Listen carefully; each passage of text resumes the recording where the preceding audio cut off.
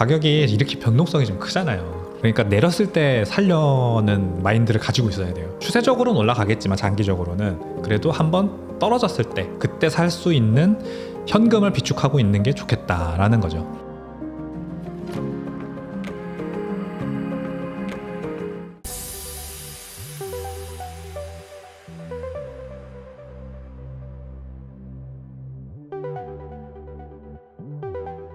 이번에는 반감기 호재를 아마 ETF가 많이 끌어온 것 같아요. 그래서 그렇게 크지 않을 것 같습니다. 그러니까 영향력이 네, 반감기가 비트코인 가격에 미치는 영향력이 위든 아래든 평탄하게 지나갈 가능성이 상당히 크다고 생각합니다. 왜냐하면 ETF가 1월 달에 승인되는 바람에 ETF를 통해서 이 반감기 호재성 자금들이 이미 다 들어왔다고 저는 봐요. 그게 원래는 그냥 암호화폐 시장만 있었을 때는 반감기가 뭐야? 이거 그리고 투자 어떻게 해?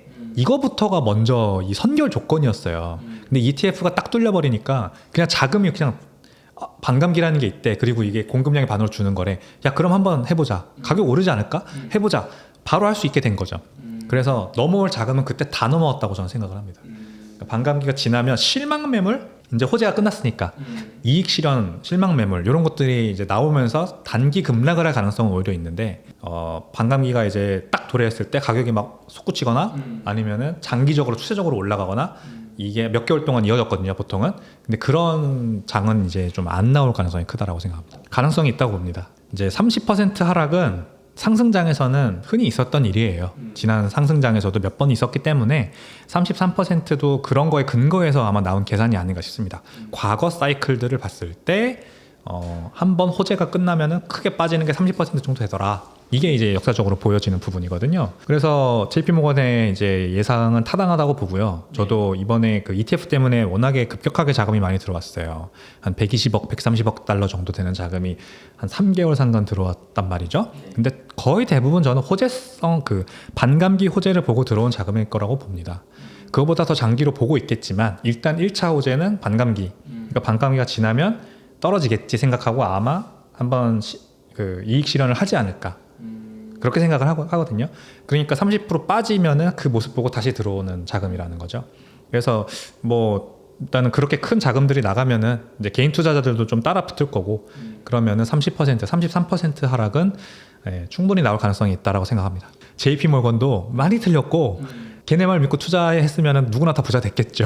그래서 그렇게 하지는 마시고 가능성이 있으니까 우리 이렇게 합시다. 그러면 투자를 좀 하되 비트코인 지금 좀 투자할 여력이 있으시면 그러니까 저는 이렇게 할 것 같아요. 가격이 이렇게 변동성이 좀 크잖아요. 그러니까 내렸을 때 살려는 마인드를 가지고 있어야 돼요. 추세적으로는 올라가겠지만 장기적으로는 그래도 한번 떨어졌을 때 좀 꼬라 박았을 때 그때 살 수 있는 현금을 비축하고 있는 게 좋겠다라는 거죠. 그래서 월급 받으시는 분들이면은 그냥 딱 뭐 50%? 예를 들어 이렇게 그냥 투자하신다고 할게요. 그러면 그 안에서 비트코인을 뭐 또 50% 그냥 사는 걸로 생각을 하세요. 일부는 그냥 그 즉시 사시고 저는 한 50%는 그 즉시 살 것 같아요. 예를 들어 100만 원 딱 떼놨다. 그 중에 50만 원은 비트코인 투자한다. 그러면 25만 원은 그냥 살 것 같아요. 그 즉시. 지금 이제 1억 500만 원이라고 하더라도 나머지 50만 원은 가지고 있는 거예요. 그리고 가격 30% 빠진다. 그럼 그때 또 50만 원 사는 겁니다. 그렇게 해서 저점 매수를 하려는 어떤 그런 스스로의 노력을 좀 하는 그런 지금 장세가 유리한 장세라고 생각합니다. 그런 걸 하기에. 파는 거는 비추. 왜냐면 팔고 나서 가격이 더 올라갔을 때 어떻게 마인드 컨트롤 할 거냐를 준비하셔야 되거든요. 근데 보통 그런 거 잘 못 하시더라고요. 저도 잘 못해요. 그래서 저는 안 파는 겁니다. 그러니까 제가 뭐 단순히 이거를 그냥 평생 갖고 가다가 자녀한테 물려줄 거예요 라는 목적으로만 지금 안 파는 게 아니고요. 내가 이걸 이거 많이 올랐으니까 이제 팔고 30% 내려갔을 때 다시 사면 좋지 않을까 라고 생각하고 팔잖아요. 그러면 그렇게 해서 한 번도 그렇게 떨어진 적이 없어요. 양자역학처럼. 제가 양자역학을 많이 말씀드리는데 요즘 방송 나가면 저도 이거 사실 어떤 분이 말씀하시는 거 보고 지금 그걸 이용하는 거긴 하거든요. 진짜 양자역학이에요. 내가 쳐다보면 원자는 있지만 내가 안 쳐다보면 거기 없는 거예요.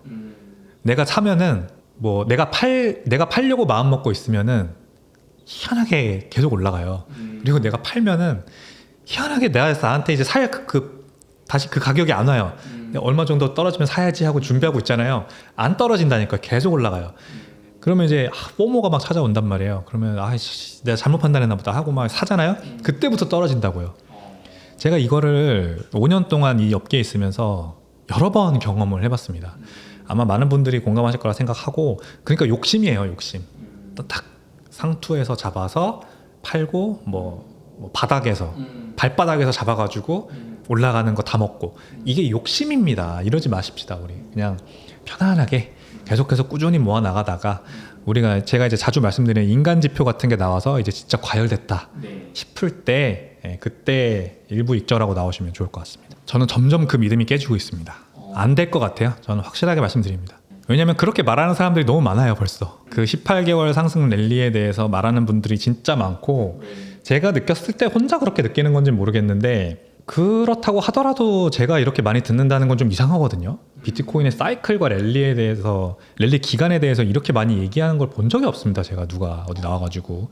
전문가들도 많고 요즘 뭐 차트 보고 이렇게 가격 예측하시는 분들도 많고, 근데 그때 항상 그 과거 패턴을 가지고 얘기를 많이 하세요. 그럴 때 꼭 그게 안 맞더라고요.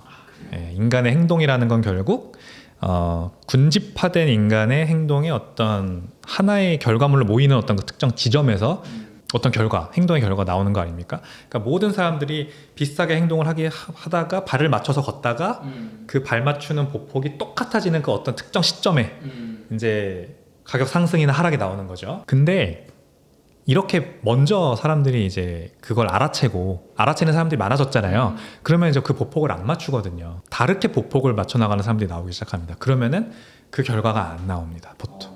근데 이번에는 그래서 ETF도 또 큰 것 같아요. ETF가 먼저 상당히 많은 자금을 가져와서 이미 전고점을 반감기 전에 전고점을 뚫고 새로운 고점을 형성을 해버렸고, 거기에서 이제 어떻게 될지는 그 상승기에서는 없었던 것들이잖아요.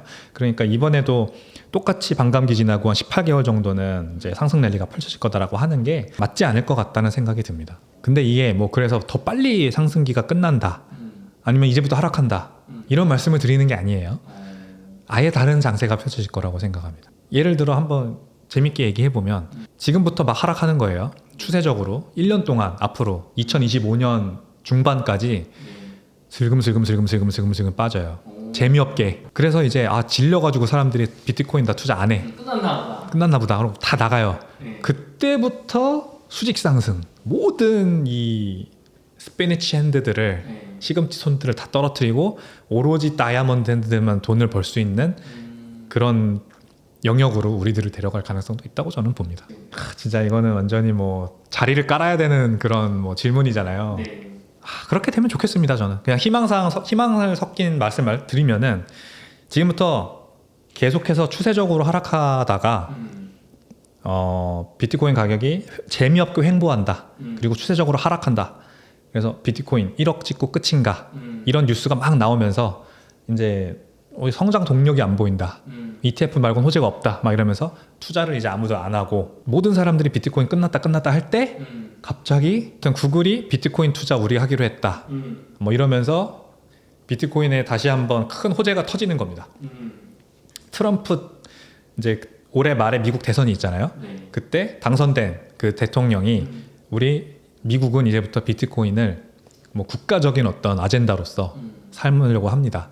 이제 연준이 너무 많이 돈이 풀려서 뭔가 안전 자산을 적극적으로 보유하려고 하고요. 거기에 금, 뭐 은, 팔라티늄, 뭐 이런 귀금속과 함께 비트코인이 들어갈 겁니다. 이런 얘기를 하기 시작하는 거죠. 그러면서 막 올라가는 비트코인 가격은 결국, 그래서 저는 지금 1억 수준에서 굉장히 재미없게 횡보하다가 한 1년 넘어서 예상치 못하게 막 올라가서 3억, 5억, 10억 이렇게 올라가는 그런 모습 보이지 않을까. 말도 안 되는 얘기 같죠, 여러분? 그렇게 생각하실 거예요. 저도 그렇게 생각해요. 근데 이런 게 맞아요. 누가 저한테 댓글 달아놓으신 거, 어떤 다른 영상에서 댓글 달아놓으신 거 봤는데, 백훈종 저 사람 2년 전에도 비트코인 가격이 오른다고 했던 사람이다라고 하는 걸 봤거든요. 제가 그랬었네요, 생각해보니까 라면서, 그때도 제가 비트코인 가격이 오른다고 하면 다 미쳤다 그랬어요. 다 내려가고 있는데, 뭐 암호화폐 가격 다 빠지고 있는데 무슨 비트코인 가격이 올라? 근데 제가 그때도 생각했어요. 이런 식으로 반대로 생각했던 것 같아요. 말도 안 돼. 말도 안 되는 게 근데 꼭 뭐 벌어지지 말란 법 있어? 이번에도 한번 그렇게 생각해 보려고 하는 겁니다. 그래서. 근데 이번에 패턴이 깨졌다는 게 가장 큰 것 같아요. 그리고 ETF가 많은 자금을 단기적으로 끌어온 거는 성공적이나, 앞으로도 계속 그럴 거냐.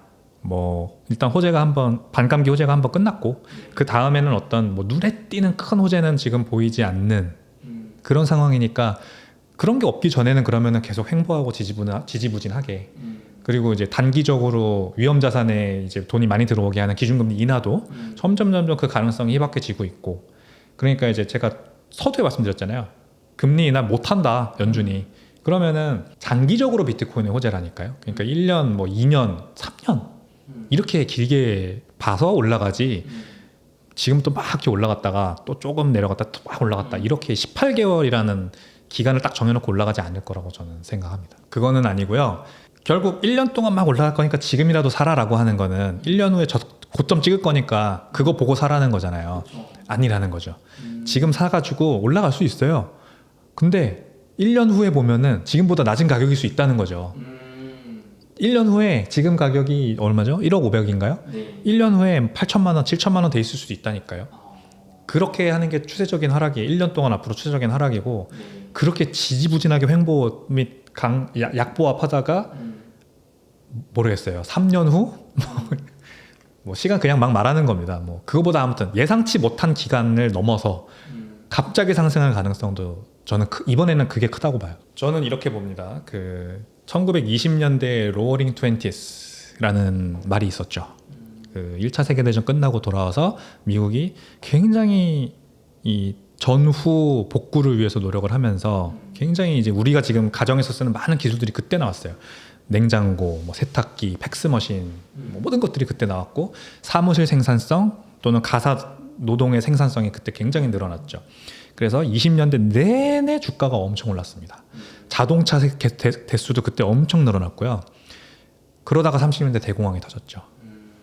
그게 저는 지금 반복되고 있다고 생각하거든요. 이게 그러니까 거시경제 관점에서 봤을 때 저는 지금 굉장히 이 코로나 때 무분별하게 푼 돈에 어떤 호황에 초입해 있다고 생각을 해요. 그러니까 20년대 지금 24년이잖아요. 그럼 뭐 아직 초입이죠. 2030년까지 갈 때까지 저는 계속 호황장이 이어질 거라고 저는 생각합니다. 미국의 경제가 지금 봐도 굉장히 스트롱하고 이제는 소프트 랜딩도 아니고 노 랜딩 이코노미다라는 말이 그 베런스 지에서 이제 공식적으로 쓴 말인데 제가 서브스크라이브를 했거든요, 뉴스레터를. 베런스에서도 그렇게 얘기하고 저는 노 랜딩 맞다고 생각합니다. 근데 그러다가 30년대 대공황이 왔던 것처럼 2030년에도 큰 위기가 한번 올 수도 있을 것 같아요. 그러니까 여기에서 비트코인 가격의 다이나믹이 굉장히 중요한데 같이 가겠죠. 이제 주식시장의 상승과 비트코인도 결국 같이 갈 것 같습니다. 그래서 추세적으로 앞으로 6년 이렇게 봤을 때 2030년까지는 비트코인 가격이 많이 오를 수 있다고 생각합니다.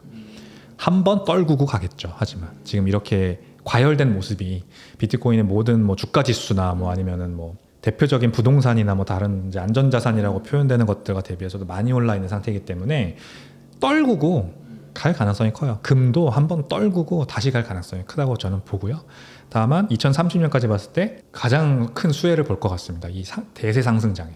근데 한번 그때 30년에 큰 경제 위기가 온다. 뭐 뉴욕발 금융위기 수준의 큰 경제 위기가 온다라고 했을 때 한번 다 또 박살 나겠죠. 비트코인이며 뭐며 다 박살 날 겁니다. 금 정도만 아마 다시 살아남겠죠. 올드 전통적인 안전자산.